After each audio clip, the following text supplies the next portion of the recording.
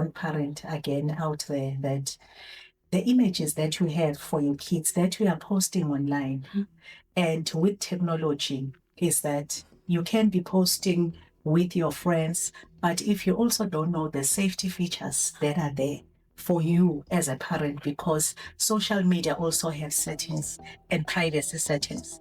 However, if you do not activate those, it means any other person can actually access your social media page. Then if we are posting your kids, we do see where parents actually post their kids, whether they are in the beach, they are in their bikinis, these are young kids, but we have unfortunately pedophiles out there. They don't see a child that is in a bikini, they see something else. And those pictures are taken to dark web, they are being manipulated. Remember, we also have technology, AI, where they can manipulate the images, then not being aware your child is also being used for other purposes by pedophiles in other platforms. It's the challenge that you start to see. It affects the welfare of a child. A child that does not sleep is a child that is not going to perform well in school. And the child that has unfinished business before they sleep, by the time they get to class, they're not concentrating in class. They are thinking about the game they lost last night until they have won that game. That child, you have lost to that game until they win it. So these issues become addictive. It's a lifestyle. Because once a child gets hooked, they are not going to be the normal child. You will think you're seeing a child, she's not listening at you, she's not hearing what you're saying, she has lost a game, this time that they need to go and spend in a game. So gaming needs a lot of understanding that the impact is even on the livelihoods of the individuals. We have children that play soccer. So when they have played soccer, they come back, and then they go in there, they play for the rest of the night. If they're supposed to play, you will see they are not going to perform in the ground. So you start to see lack of performance in different areas, whether it's in sport or in school. It's quite sad to hear that children are parenting themselves, because for me, this clearly looks and you can actually interpret it as a child who's actually parenting themselves from when they wake up until they go to bed. Now it comes with the question of where is the parent? Now it comes also back to the Children's Act, children's parents' responsibility. Now our responsibility as parent, and I just want to inform the viewers, is that you are the parent. Regardless of what age the child is, if a child is under than 18 years of age, you are the parent, and it is your duty and your obligation and your responsibility as well as your accountability to ensure that you are monitoring and supervising that gadget that your child is using. That comes back to you as the viewer of this podcast, to understand that the responsibility is ours. All of us, we need to ensure that we play a part in making our country a better and safer place. So we'd like to hear from you. Do comment on Facebook, TikTok, Twitter, as well as on YouTube. The handle is FPB_ZA.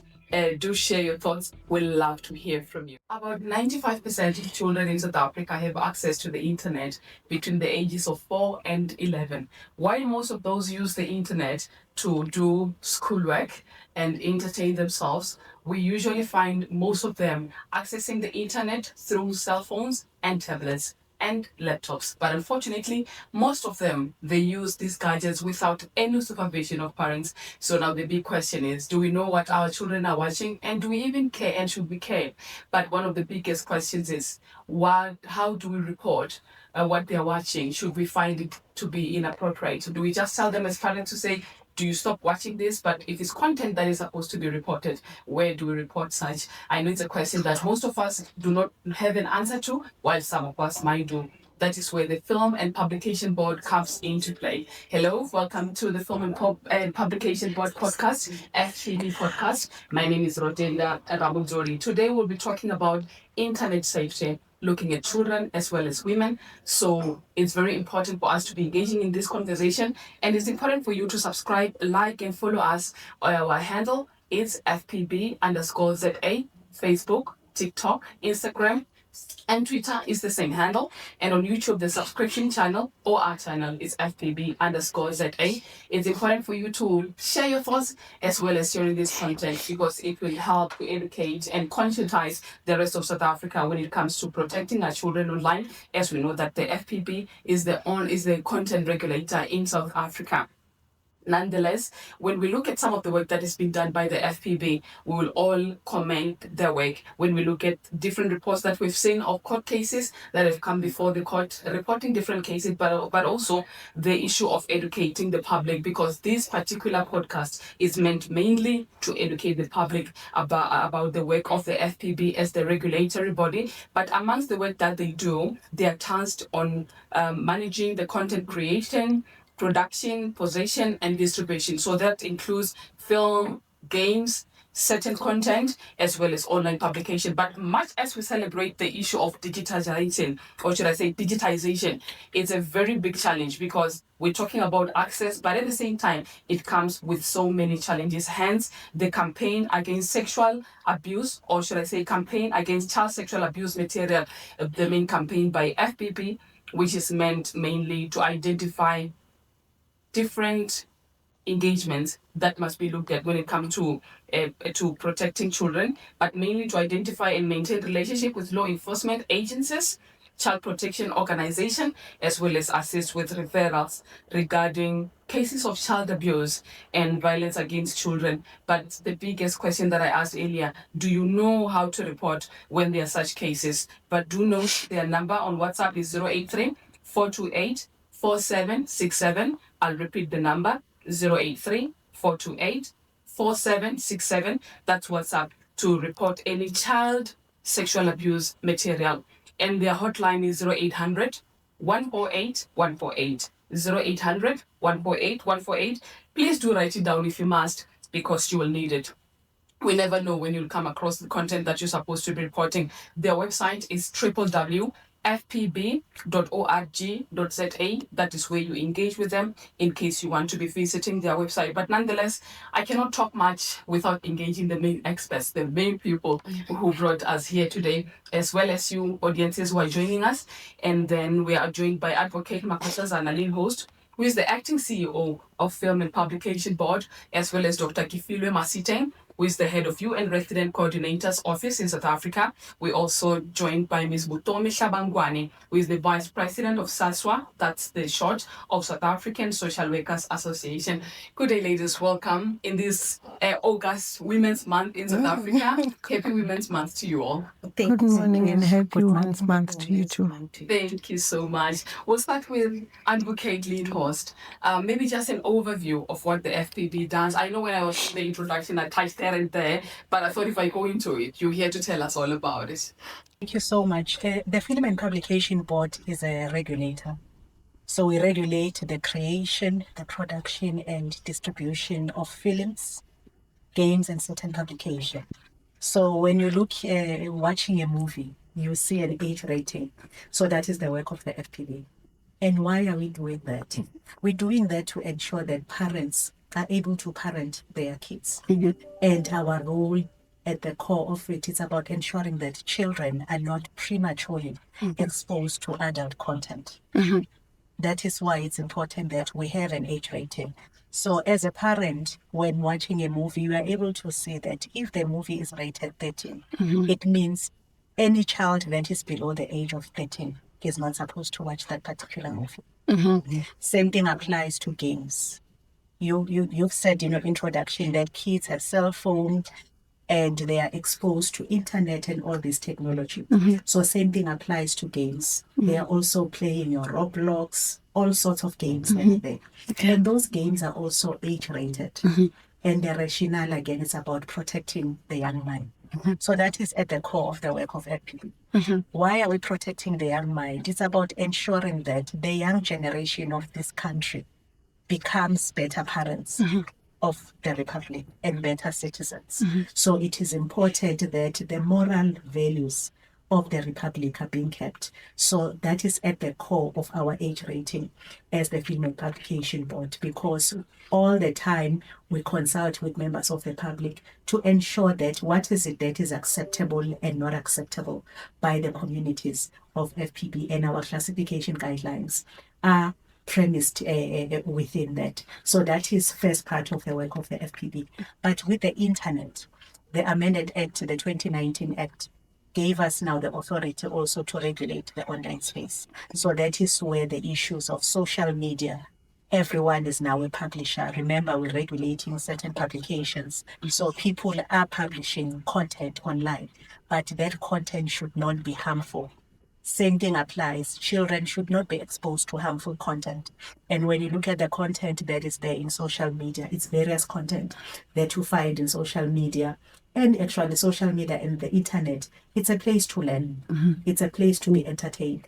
However, just like in the ordinary playground where we find our children, there are also bullies that will have that harmful content. That is where we come in also as the Female Publication Board. The third element of the work of the FPB, we have child protection practitioners in the organization who are actually trained social workers. So those will be your members. Their role is to do content analysis around child sexual abuse material. So we play an expert role, working closely with the police where there are cases of child sexual abuse material that are being reported to FPB. Our act actually prohibits the use of children in child pornography. I know our act is still using the terminology of child pornography. However, we're still lagging behind when you look at where the world is in terms of the correct terminology.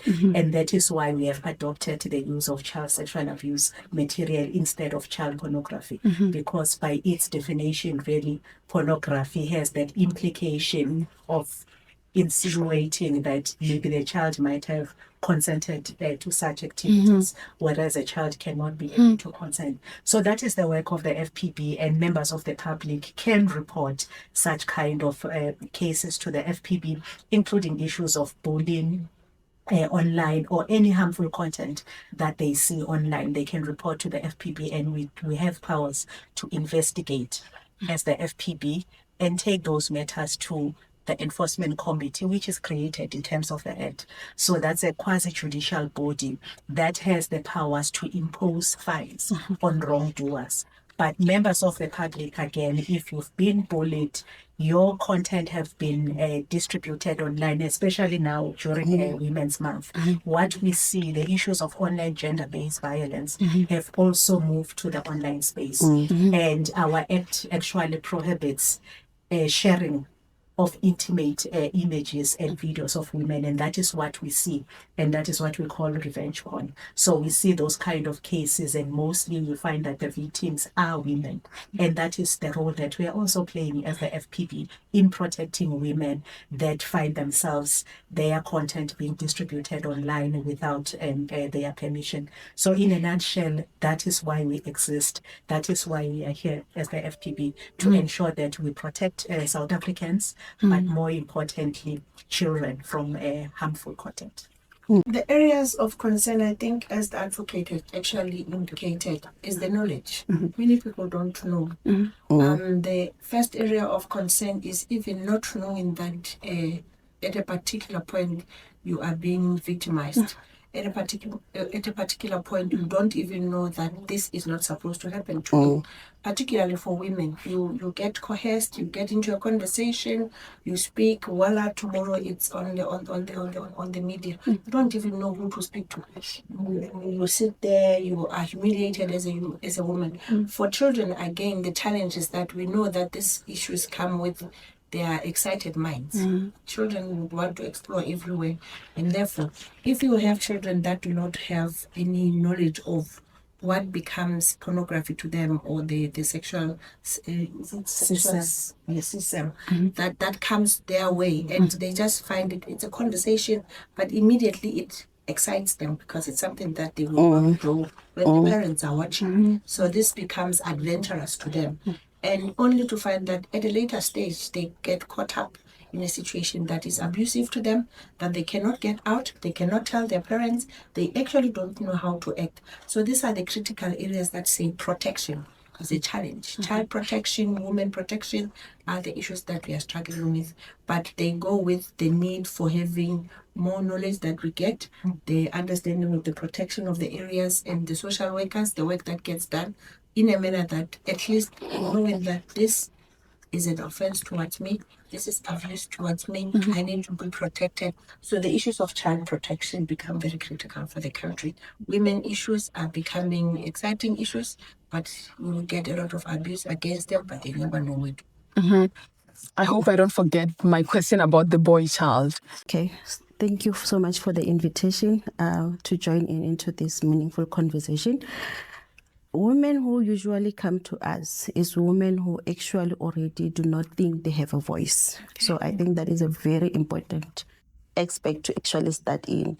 And today we are talking about a girl child as well as also a matured woman. So when we talk about a girl child, we're actually talking about somebody who is learning from a woman. But when that woman at home actually do not even have a voice, and our voices has been taken by many things, but more specifically the system. So the system itself, we find it is very broken. So a woman can come to me, and they have come, whereby they have been victimized, they have been exploited, but at the same time, when they come to us not knowing what kind of support do they need from us. Another difficult aspect is the fact that even us as social workers, my colleagues, we are not equipped enough to actually know where to refer them, how to deal with them. And that's where the CDP points regulated by the council actually comes in, to ensure that as professionals, as social workers, we need to actually continue to learn and continue to understand the dynamics of our community, the dynamics of the social ills that our communities are actually going through. So with most women that usually come to us, what we do is to do a thorough assessment. We are working in multidisciplinary approach. So we don't work alone. We work with SAPS, we work with FCS if it is a child. And it comes in knowing that this is not a one person's job to actually deal with, but this is actually a team's job, so that we can get to the root of it and ensure that the best interest of that child is most paramount, and the best interest of that woman is actually looked at, so that they can live empowered and go spread the word. At the end of the day, we want that word to be spread. We want that awareness. If they live being empowered and being safeguarded and being protected, they will be able to spread the word, and that's when we can be able to deal with the root cause of what we're actually facing in the internet today. A big challenge indeed. Advocate, you wanted to comment? You know, she's raising an important point that these are women who think they do not have a voice. Absolutely. And Dr. Masideng referred also to the importance of sharing knowledge. I think that we're taking that for granted. And it's very important, because what you see is that women out there are not informed, but also generally South Africans, they are not informed about their rights. That is why it's important for all the professionals who are here that we play the role of educating members of the public. So if as a woman you are abused, you are in that space where you feel you do not have a voice. And what we see in some instances, even when we come out as the FPB, educate women that if your intimate images have been shared online, please come to the FPB, open a complaint with us. We will assist you. You do not need any money. You don't need any lawyers to assist you. So as the FPB will carry that burden, the cost, and investigate. So what we normally see, they will open those cases with us. Now, when it's time to take a statement, they said, ma'am, we're no longer interested. So how do we ensure that we empower them again to fight for themselves? That is why we really have to partner, because we have limited capacity as FPB. We are a regulator, but working with social workers then becomes important. How do you ensure that we counsel them and ensure that they get that psychosocial support for them to be able to stand on their own and be able to fight for themselves? So this is really a challenge that we have in the Republic, and it's important. And with this podcast, I am hoping that women of the Republic will be listening and ensure that they empower themselves, they choose to exercise their rights to protect themselves.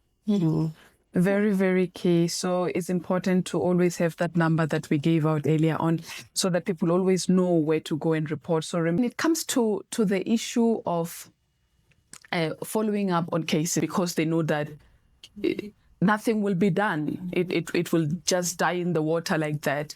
Are there any programs maybe in social workers or in community workers maybe? Actually, that is quite the sad story, most people who actually withdraw is because not only because of they do not have the will to continue, but like Prof said here, advocate said here, it is a matter of psychosocial support, And when you look at something that happened online, that could have been being exposed to inappropriate sexual content, your pictures being distributed, that comes with trauma. If we look at the case recently that was trending on all social media of that church incident behind the church, that woman actually took her own life.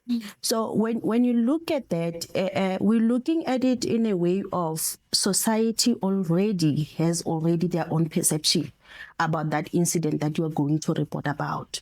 And when you go back home, also your family might also have their own perception and their own judgment, and also your own trauma. So when we look at the trauma model, you flight, you freeze, or you fight. So most women, just to protect themselves, not only themselves, if I'm a mom and my image is circulating, now I have to be exposed to court proceedings. And I do not know where to go for that trauma counseling. And I do not know how to handle that trauma within me. That means that I'm just gonna do what? Freeze and flight, and hope that 7-day a narrative of Kasonga Maka or the Makati take 7 days. So if something if you have an issue, it lasts for 7 days. Okay. After 7 days, people will move on to the other subjects. So some women actually do that, and that is where as social workers we need to come in to actually advocate and work and partner with you guys that if there is a certain woman or a child that has come to report, it does not have to end within that report. It also had to end in referring that person to get psychosocial support, counseling to empower them to be able to stand up for themselves. But at the end of the day, we also need to come into terms to respect their decision. And respect their own healing journey, because yes, we do have a goal, which is awareness and to fight the perpetrators. But at the same time, we need to also respect the person's own personal journey and their own personal healing, while at the same time hoping that we can be able to empower them so that this does not happen again. Yes. Yeah. And I think the other important thing is, as the online community, how do we protect each other and respect each other? She's talking about the issue of trauma. Now, it's better if it's in a small community, it's spoken about in that community, but now we're talking about the online community, which is borderless. So it means your intimate images are not only distributed in your community, but they are distributed across South Africa, across the globe. So you can imagine then the impact, I think, even from the social worker point of view. So the level of trauma is even different than a trauma where we are just exposed. It can be contained in a small community.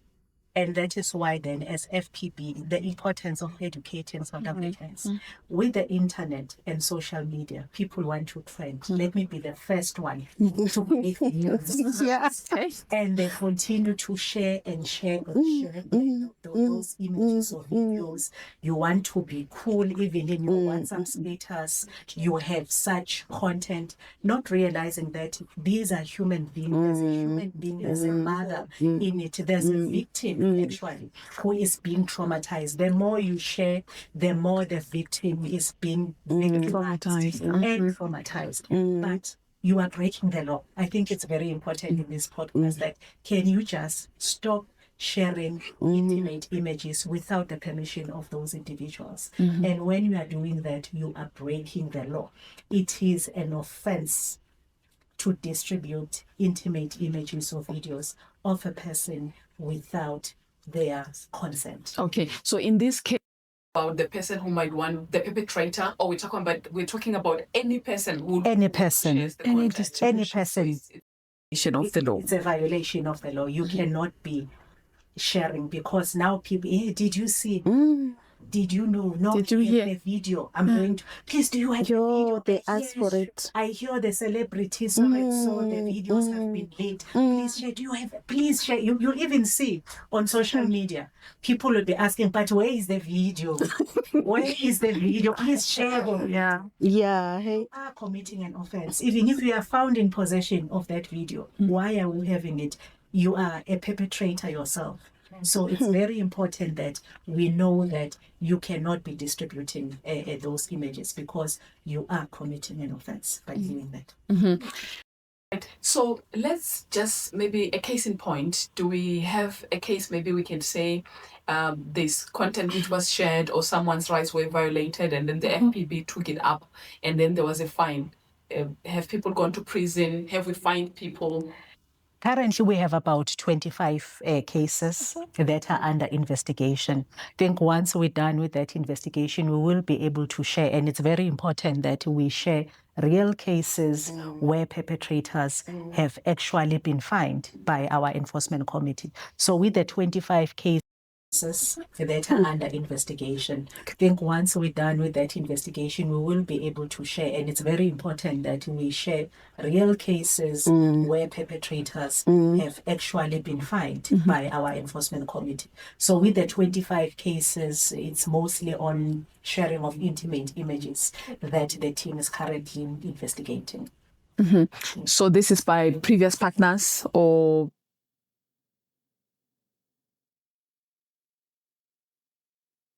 your own, it's fine, it's yours. You've agreed to yourself, and clearly maybe you want to be Maybe you want to monetize. famous. yeah, You want to trend. I don't want to use that word which start with a P, but if really you choose to be a porn star, that is your choice, and there's nothing wrong with that. And as a matter of fact, pornography in this country is not illegal.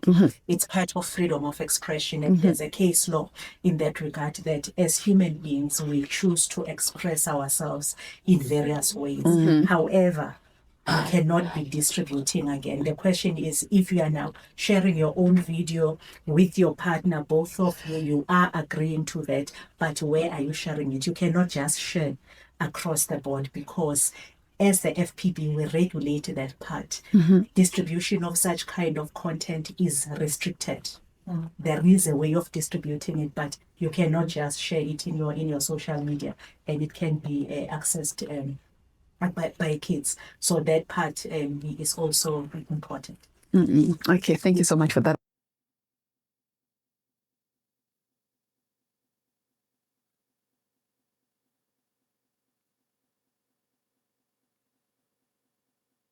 I think the challenges that women face are global. They are the same. We can learn from different countries. Other countries have got means and ways that they have put in place. But you will find that the issue of patriarchy is not just in South Africa. It is a global issue. So when we talk about women empowerment, it is coming from then understanding that women have been left behind economically, but culturally, more importantly. There are also issues that have left women behind in terms of opportunities. So you do see the things that we see in South Africa. Actually, some of them come from other countries and then they land in South Africa. We learn them. And that's how we start to live. Issues that like people who would come into the country because they need citizenship and then they marry our South African women. The next thing you are left with children, the man is gone. So there's just a lot of things that women face. And I always say all of these things are based on critical issues of family formations. What types of families do we come from? Because if there is a family that has got poverty, then there's going to be means of survival that come. And with those means of survival, I become something, and there's always somebody out there who's going to assist me. They can look at me and they can see she needs help. Then they can come and help you.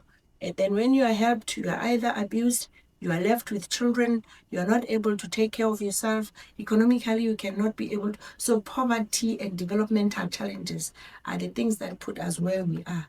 Then you end up with women that would try and move from, say, Limpopo, Eastern Cape, or wherever the province, come to Gauteng to come and try and make a living. What do they leave behind? They leave what we call child-headed households. Then you have those children that remain behind that are also struggling because you might not be able to fend for both your livelihood in Gauteng and in another province. What do you have? You have an opening for children that now start to be given gadgets. I can buy you, I can give you internet. Then they get exposed to this. They do not have the knowledge, as advocate says.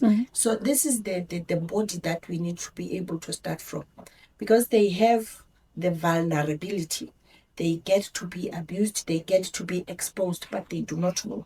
So the challenge that we always see is you are exposed because you are vulnerable, because you're poor, because you cannot fend for yourself, you become a victim. So before we get to them now having already been part of this, there's a lot of trust that needs to be built on this system that is already being spoken about. There's also a lot of empowerment that is required from school. From when they are young, when they grow, they need to be growing into young boys, young girls who can stand for themselves, but also being able to run that part of mentorship of saying, remember, you have the responsibility. Some things are human rights. And then, as she says, you cannot go and post other people's photos. And if these learnings start from young, they help us to have fewer cases that go for social development and fewer cases that have to come for. But by the time they come, you also need people that know what they can get. So the challenge that we are dealing with is also coordination. How do we build a strong system that is coordinated, that is able to say, in this country, this is how it works. I can be able to go to FPB, I can be able to go to the police, but I can trust the system because I know that social workers are there. They are always able to journey with me. Then the major issue is, now that I am in the system, now that I have been perpetrated, or now that I am a victim, now that I have lost my voice, how do I turn the corner? Who do I depend on? How do I get to them? But also, how do I trust that at some point there's nobody who's going to say to me, you're not going to go ahead with this case, or you are dead? Because that's exactly where we get them to. You get somebody who just says, I am withdrawing. You do not know the background of saying, I do not want to deal with this anymore. There is trauma enough that I was victimized, but now that I'm a victim that lives with fear, that a victim that lives with being told, if you continue with this, then we need these systems that are coordinated, integrated, that we know there will be police, there will be safety. So that's when we talk about protection. So when you talk about protection, we need a system that is integrated, that protects you from being a victim, but when you are a victim already, we need a more strong, coordinated system. The police, the nurses, the schools, the society, even the churches, because lately, interestingly, most of the cases are starting to come from areas where we thought people will run to because they think there's life, only to find that that's exactly where they get. Problem. That's very concerning. So how do we empower someone before they can even become victims? In social worker, with social workers, do we have programs that educate the public maybe on how they can identify possible abuse patterns?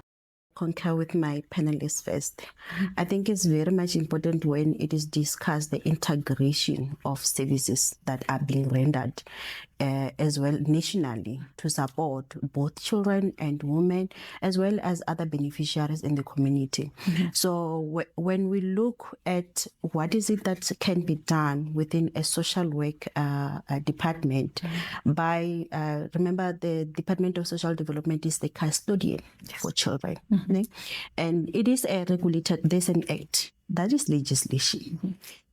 So with that act, it actually even says parents, it's a responsibility of a parent to actually supervise their child, take care of their child, and ensure that that child is brought up in a conducive environment, which is their home.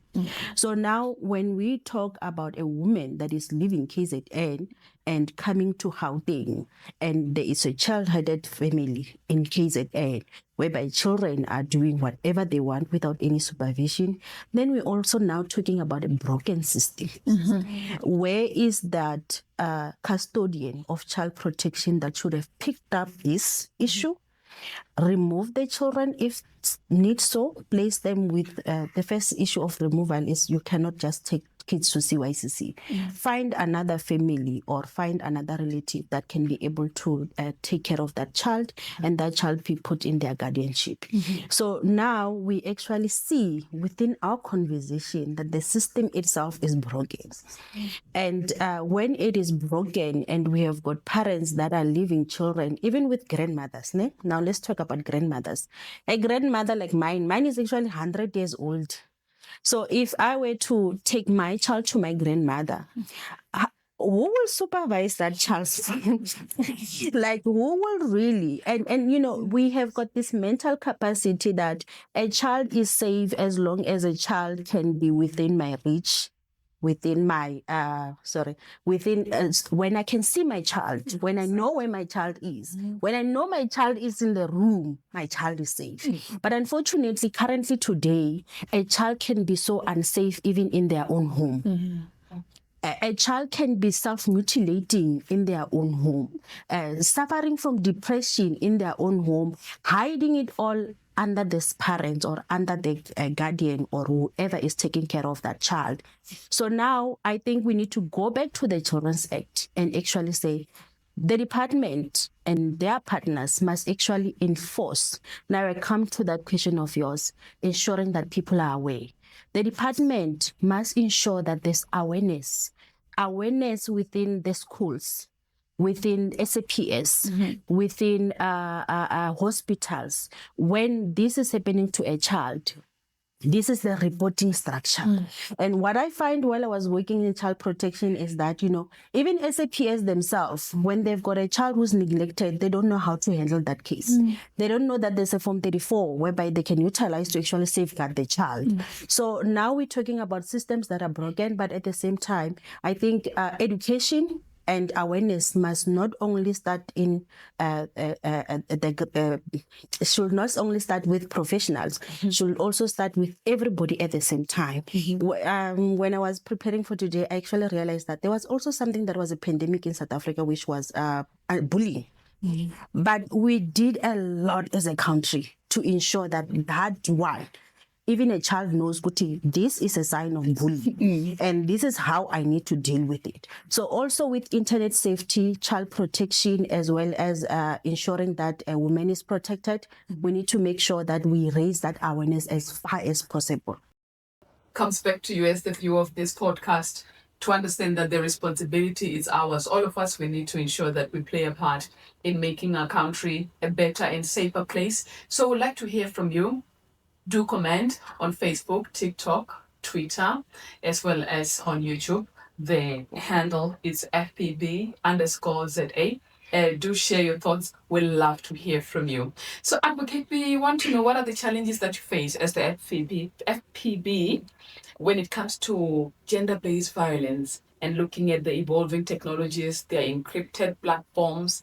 Sometimes you want to investigate something, it's in the dark web. What are the challenges that you face? Let me not put words into your mouth. Yeah, you know, the internet is complex. Technology is complex. It's important that as regulators, we are also empowered and we have skills and tools to investigate. technology facilitated crimes. We do have challenges in terms of the resources. We really don't have the systems that we want to have, but within the limited resources, we are really trying to ensure that we protect South Africans. But it's important that, especially when we talk about CSAM, that we have advanced AI-enabled technology that is going to assist our team to just quickly access this kind of content, and it make it easy for us to be able to finalize our reports and our analysis. And also when it comes to platform monitoring, because with the internet, remember, monitoring is our work.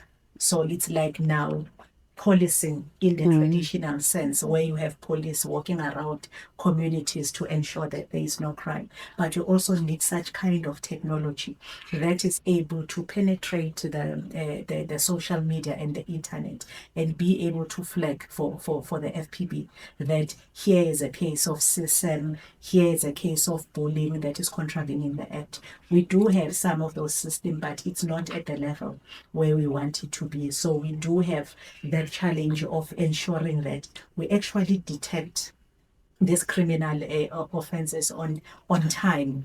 However, because we cannot do it on our own, we also belong to other international organizations. There's an organization that is called In Hope, which has various hotlines across the globe. So through that a network, they are also able to detect websites where there is CSAM, and they are able to check through the URL that, okay, this one belongs to South Africa, and they are channeling those to us. But also through that partnership and the membership, our employees are getting training, they get to be trained.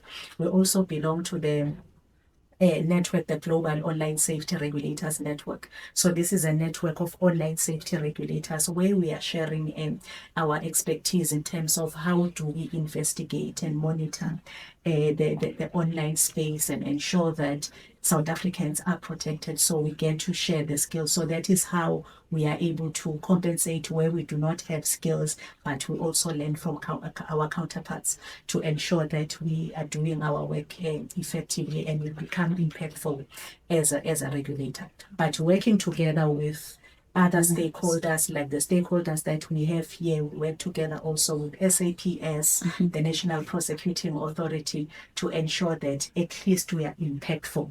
Even on the issues of education and awareness, we work closely with the Department of Education to ensure that we go to schools and educate the children, the teachers, and parents about the technology-facilitated crimes that are currently there, that they are being exposed to as a result. Publication podcast, and today we are looking at internet safety. Do not forget to follow us on Facebook, Instagram, Twitter, and TikTok, FPB_ZA. Do subscribe to our channel. YouTube is FPB_ZA. We'd love to hear your thoughts, but more than anything, do remember that you are a very key person when it comes to fighting any form of harmful content, and the Film and Publication Board hold your hand in doing that. So do reach out on WhatsApp should you witness any child sexual abuse material. To report, the WhatsApp is 083-428-4767, and any online child abuse or cyberbullying is the same number. Adult pornography exposed to children, as well as any form of harmful or prohibited content. The WhatsApp number, I'll repeat it again, is 083-428-4767, and the toll free is 0800-148-148.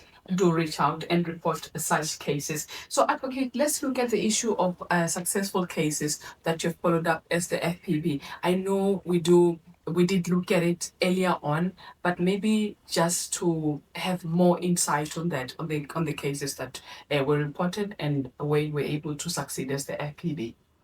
What comes to mind is two cases of CSAM, and the perpetrators were successfully prosecuted and convicted. One of them was actually given various life sentences. It has been on various media. It's one, Mr. Ackerman, who was actually abusing young boys. They were lured to come to Gauteng. with the pretense that they will be employed in various massage parlors. But in the process, they were used, their images were taken, and these were kids. And the sad thing is that parents also believed that they actually got job opportunities in Gauteng, but unfortunately they were being exploited, and Mr. Ackerman was actually convicted. And we played a big role there in analyzing that material, and our child protection practitioners actually served as an expert witness in court. Another one, it's in the Western Cape. This is actually a mother, a parent that was actually selling the child sexual abuse material for her child online, a mother. So you can even see that our children are not even safe from ourselves if we are not responsible parents. And she was also convicted. So those are the two cases that I want to just talk about, but also warn parent again out there that the images that you have for your kids that we are posting online and with technology is that you can be posting with your friends, but if you also don't know the safety features that are there for you as a parent, because social media also have settings and privacy settings. However, if you do not activate those, it means any other person can actually access your social media page. Then if we are posting your kids, we do see where parents actually post their kids, whether they are in the beach, they are in their bikinis, these are young kids, but we have unfortunately pedophiles out there. They don't see a child that is in a bikini, they see something else. And those pictures are taken to dark web, they are being manipulated. Remember, we also have technology, AI, where they can manipulate the images, then not being aware, your child is also being used for other purposes by pedophiles in other platforms. That is why, again, it's important that we protect our children, but we also protect our own space, especially online, that you need to know who your friends are, but learn about those safety features where not any other person that you do not know can be able to access where you are sharing pictures of your family or even yourself. So meaning that the educated ones who know how to use gadgets should also help their parents as well. Yes. Yeah, and now the question is, who is parenting who now? Who is parenting? You know, technology is turning things upside down. Turning parenting upside down, because now as parents we're supposed to protect the children, to raise our children. As a village, we need to be protecting our children, but unfortunately, parents, they don't understand technology, and our kids understand it much better than us as parents. Very challenging. So something that's related to what advocate raised, Ms. Lavangwani, it's the issue where we saw a video of a mother who posted a video of herself with the children who were drinking alcohol. It went viral online. But you did say that there's an issue of education when it comes to that. Can you please share with the viewers? Okay. First of all, this video trended a while back and it was so concerning. And, you know, the first concern is that most of these videos, when they trend, the communities become bystanders. I think that's where the biggest problem is. We become observers and we don't actually do anything about it. One NGO actually took it further by actually completing a Form 22, reporting that case, and that child was removed, and the parents were actually charged with child neglect as well as abused. So that way, in that case, the Department of Social Development as custodian actually did implement the Children's Act and safeguarded the child.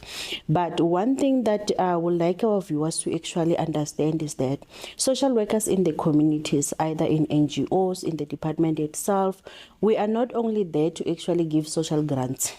We are there to support them, we are there to safeguard them, and we are there to listen and to help. So they should actually start to trust us with some of the concerns that they have. Even as a community member, you don't necessarily have to be related to that child to actually go and report that case.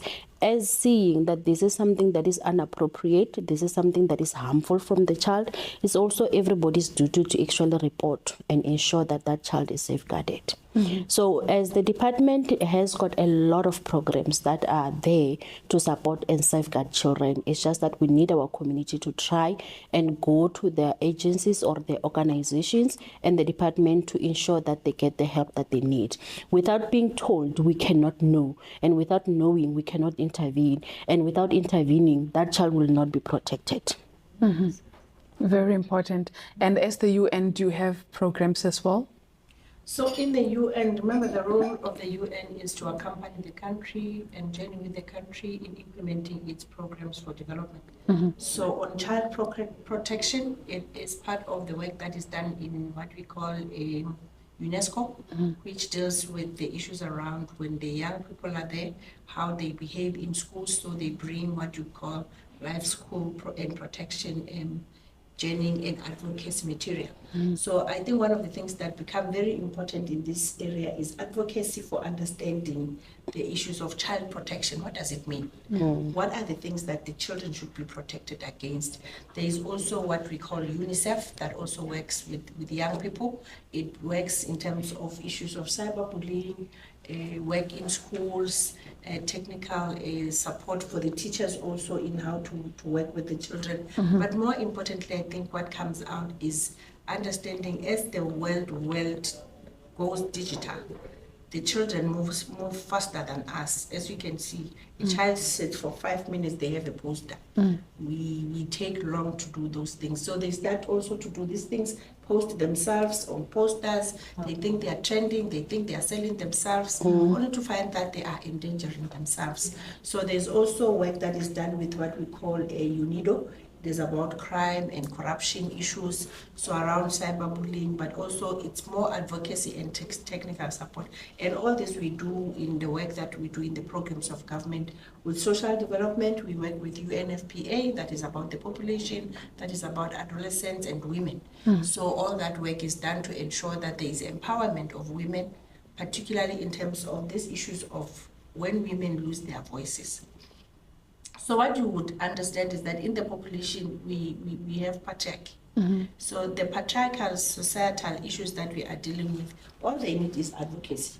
Just to empower women, you can speak for yourself. So you will see our t-shirts are written, act now, stand for yourself, speak for yourself, it can happen. Because when you have people that are empowered, people cannot be easily abused. So that issue of advocacy is one of the things that UNFPA, the Department of Women, works very closely with what we call UN Women. So that is also about women empowerment, mainstreaming of women. So there is a lot of this. So the issues that we are dealing with of protection, we would like to see protection from children to adulthood, so that you cap the number of cases that you end up having to deal with.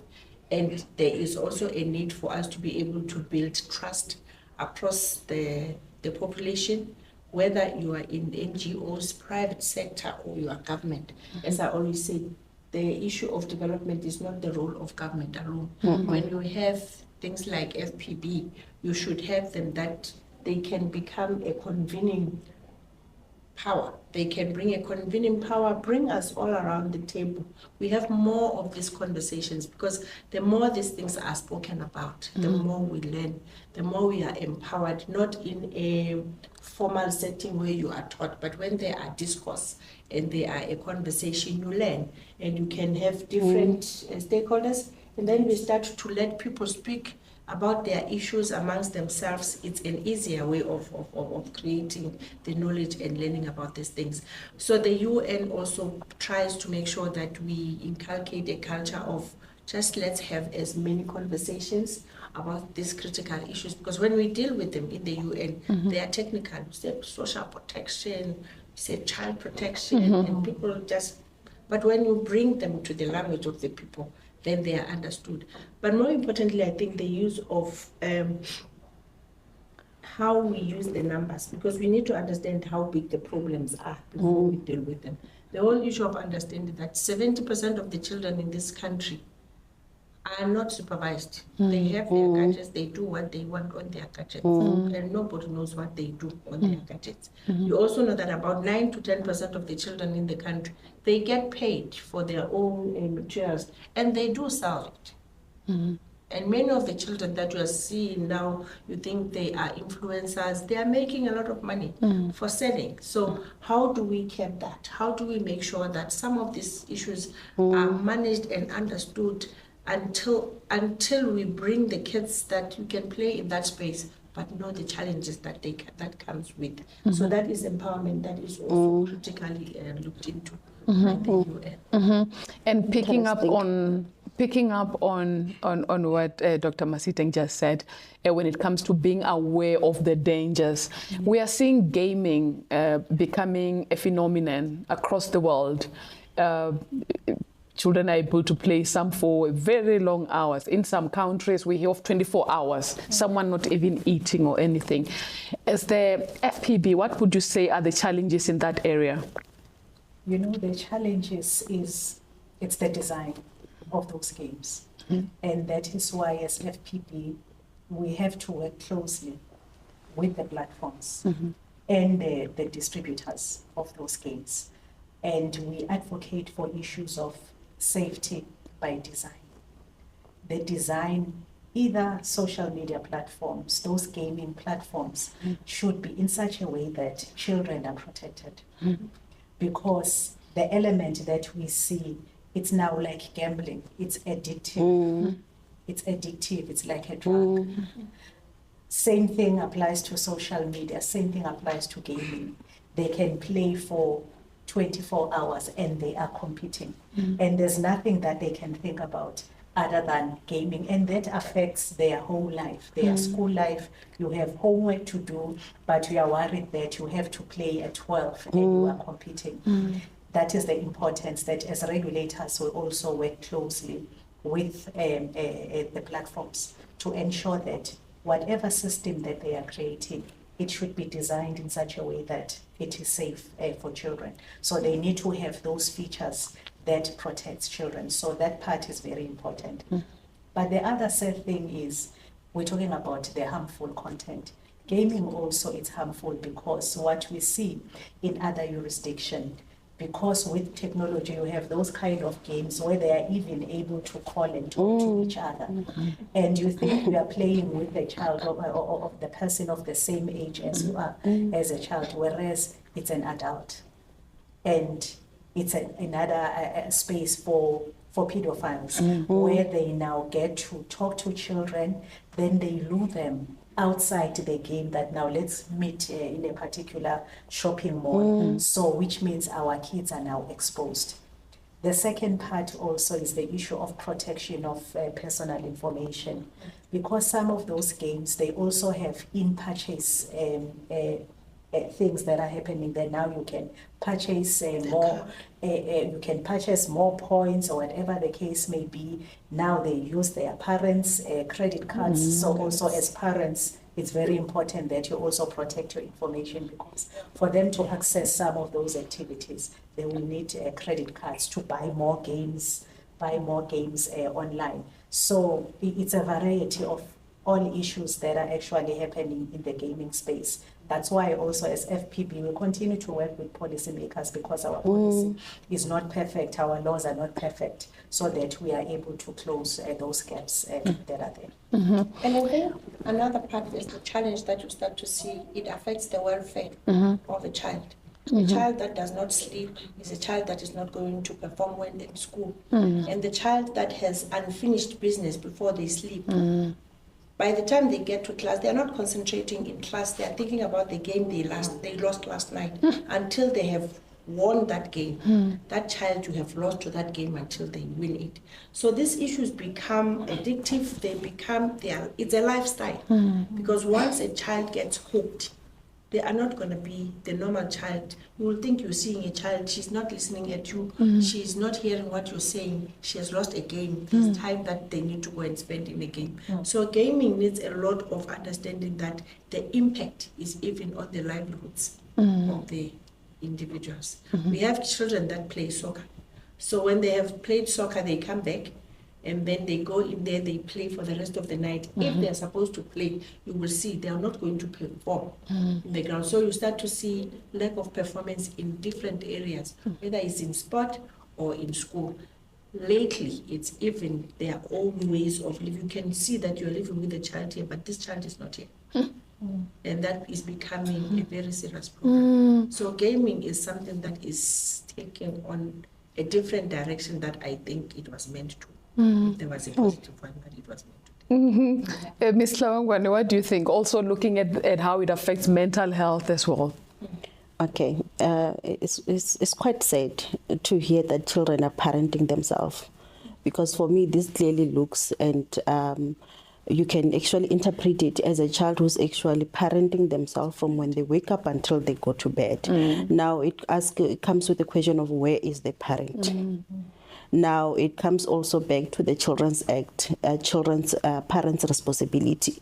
Now our responsibility as parent, and I just want to inform the viewers, is that you are the parent, regardless of what age the child is. If a child is under than 18 years of age, you are the parent, and it is your duty and your obligation and your responsibility, as well as your accountability, to ensure that you are monitoring and supervising that gadget that your child is using. So that means that as a parent, you need to know how many games are downloaded in your child's phone, how many hours are being spent on those phones, because like you said, there's a lot of consequences around that.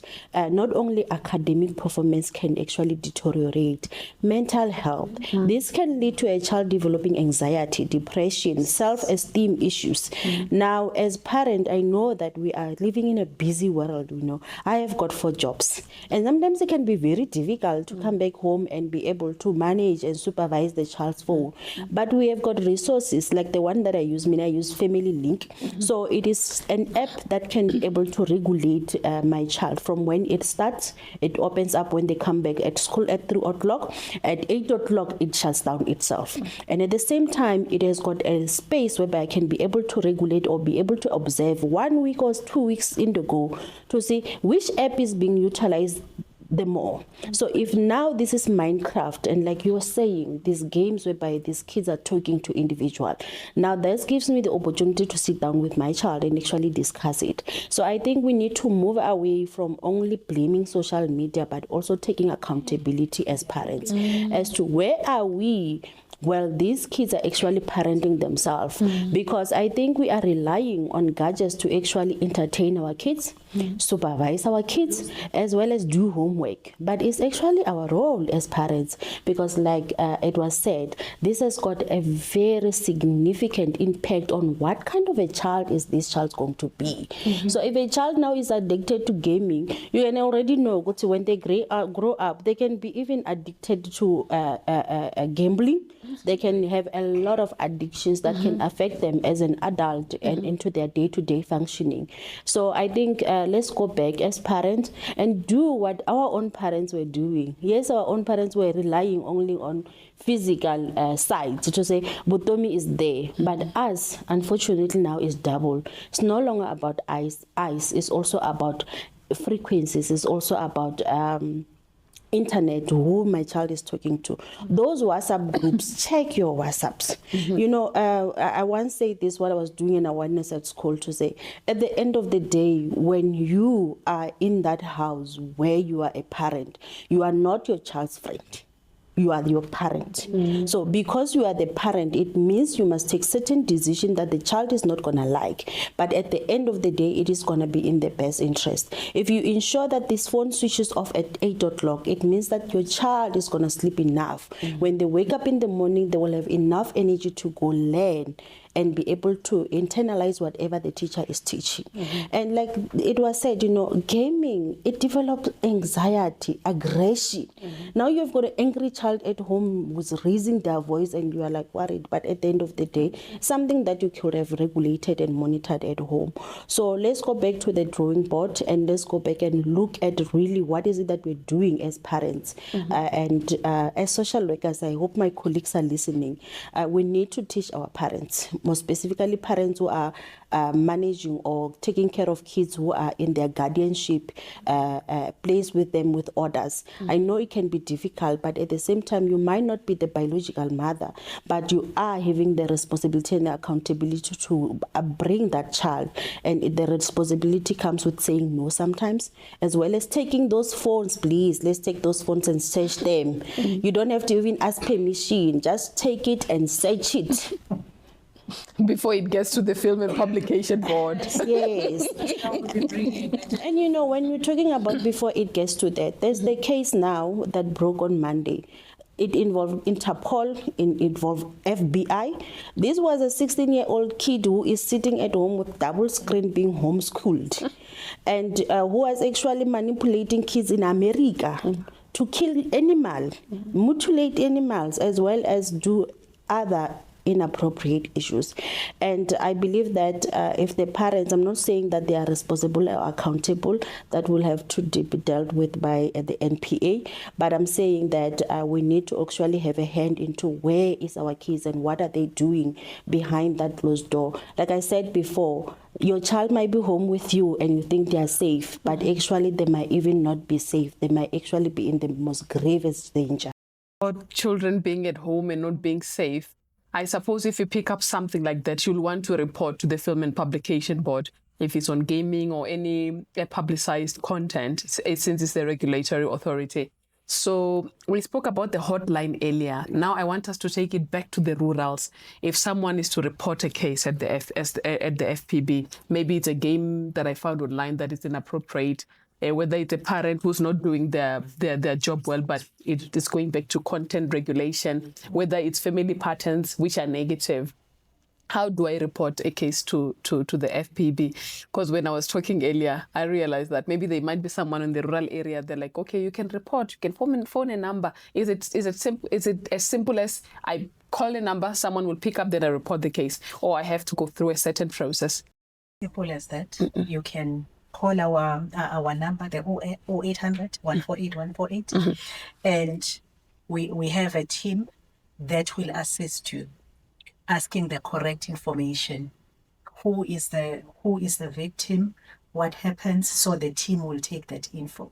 And if maybe as they are recording your case, they realize that maybe you need an instant counseling, and they will be able to refer you to organizations like your social workers or Childline. We have those mechanisms. Then those who are tech savvy, also we have our website, the FPB website, www.fpb.org.za.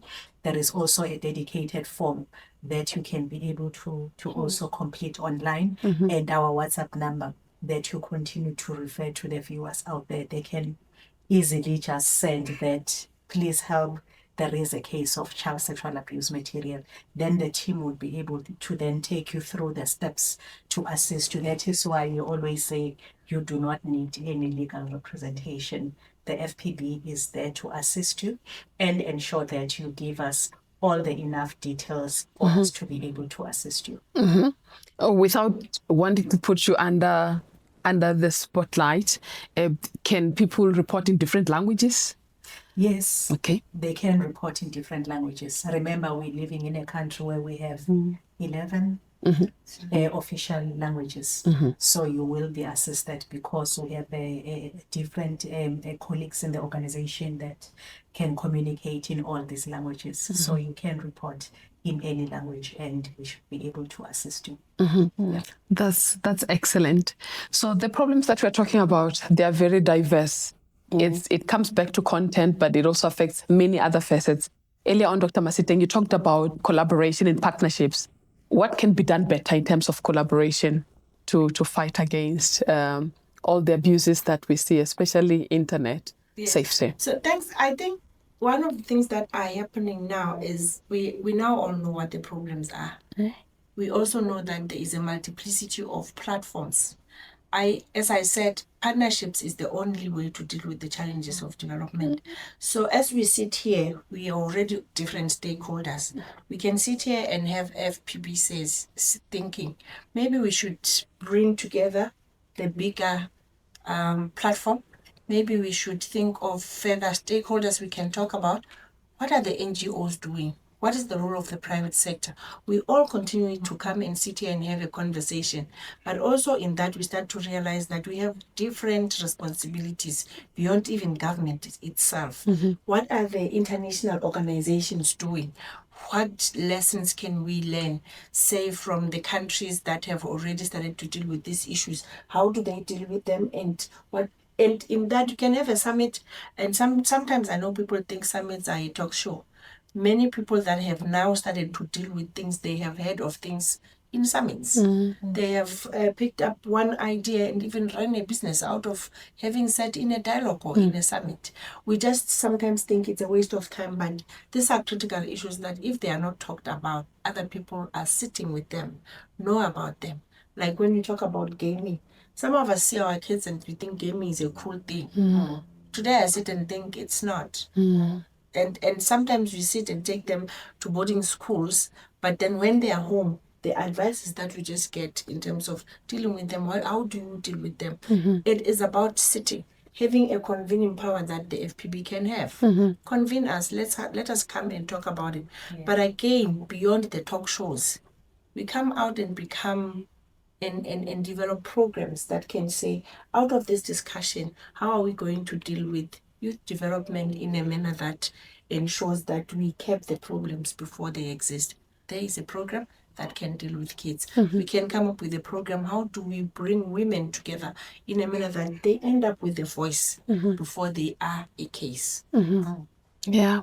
Comes to collaboration, we cannot leave out parents. You spoke about Family Link, where you are able to control gadgets that children have access to, but also there are those in rural areas. What would be your advice?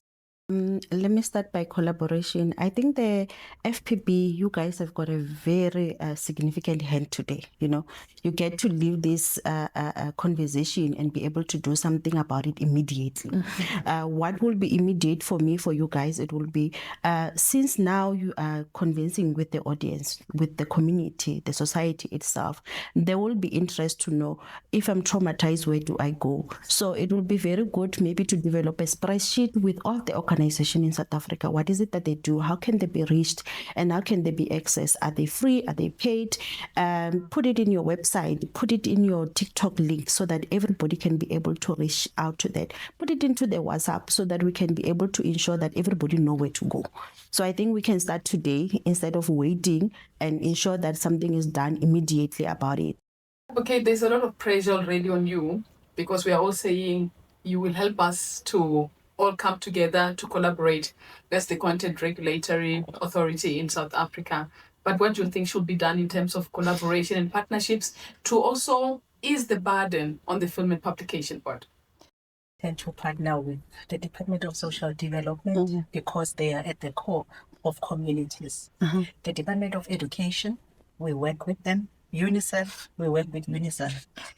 Police, communities, churches, the schools, even parents forum, women forums, men forums. It's important because when we share the information with them, then they become our eyes and ears, and they advocate for the work of the FPB.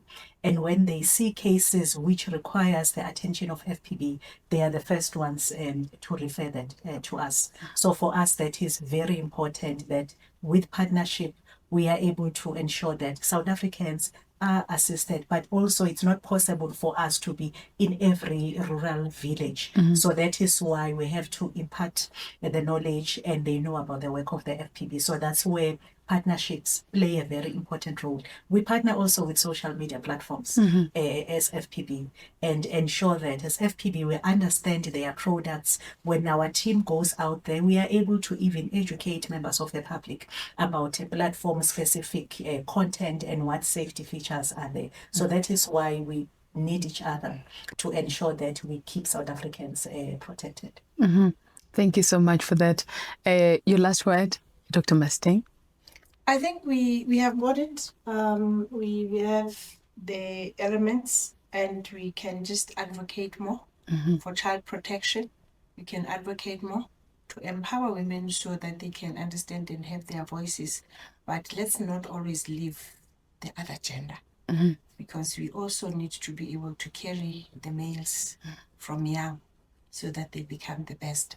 So I think we just need to be able to start advocating for doing things in a manner that is aligned with the fast moving world of digitization and making sure that we are all safe. Thank you. Absolutely. Thank you so much. Ms. Tlhabangwane, your last words?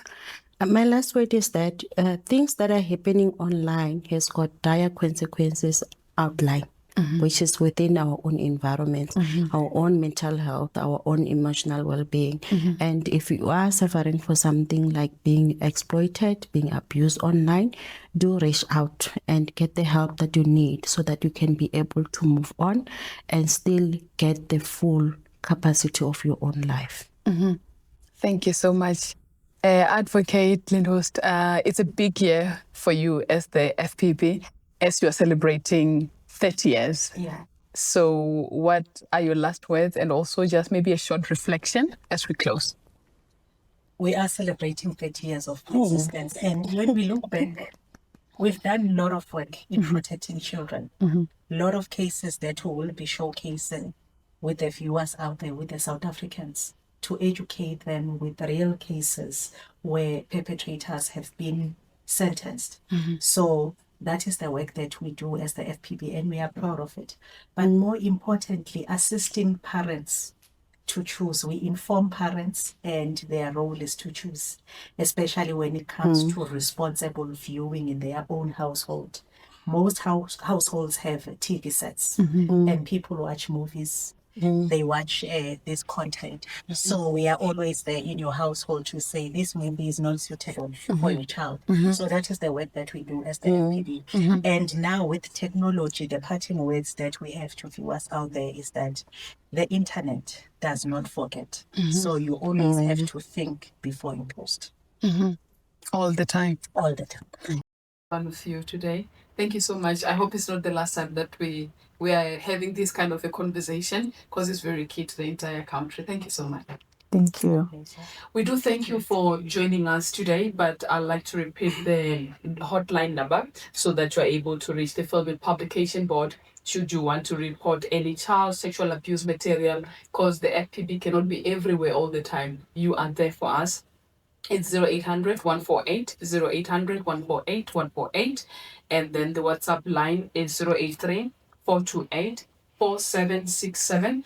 It's 083 428 4767, and the website is www.fpb.org.za. We also on social media platforms, that's Facebook, Instagram, Twitter, TikTok. The handle is FPB_ZA. It's FPB_ZA. YouTube is FPB_ZA. FPB_ZA. Make sure that you save this information, because it will sound like you don't need the FPB, but very soon you definitely will need it. Not you having being victimized or anything, but you reporting a case, being an active citizen, because we must all play our part in being active citizens in South Africa. It's all in our hands. Thank you for joining us. Until next time.